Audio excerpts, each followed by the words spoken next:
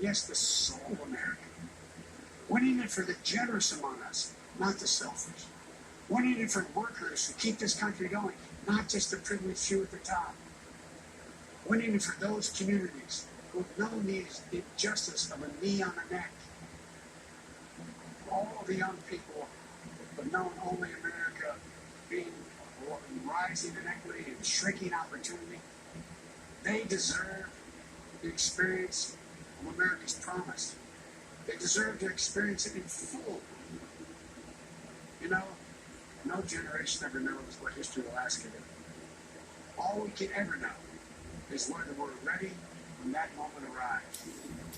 And now history has delivered us to one of the most difficult moments America's ever faced.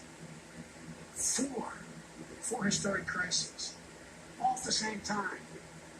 A perfect storm. The worst pandemic in over 100 years. The worst economic crisis since the Great Depression. The most compelling call for racial justice since the 60s. And the undeniable realities and just the accelerating threats of climate change. So the question for us is simple. Are we ready? I believe we are. We must be. You know, all elections are important. But we know in our bones this one is more consequential. As many have said, America is at an inflection point. A time of real peril, also extraordinary possibilities. We can choose a path of becoming angrier, less hopeful, more divided, a path of shadow and suspicion, or we can choose a different path and together take this chance to heal, to reform, to unite, a path of hope and light.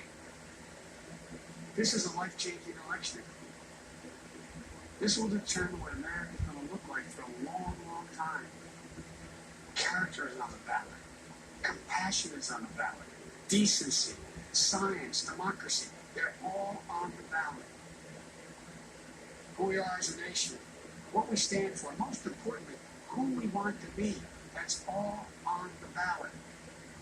And the choice could not be more clear. No rhetoric is needed. Just judge this president on the facts. 5 million Americans are infected by COVID-19. More than 170,000 Americans have died. By far the worst performance of any nation on earth. More than 50 million people have filed for unemployment this year. More than 10 million people are going to lose their health insurance this year. Nearly 1 in 6 small businesses have closed this year.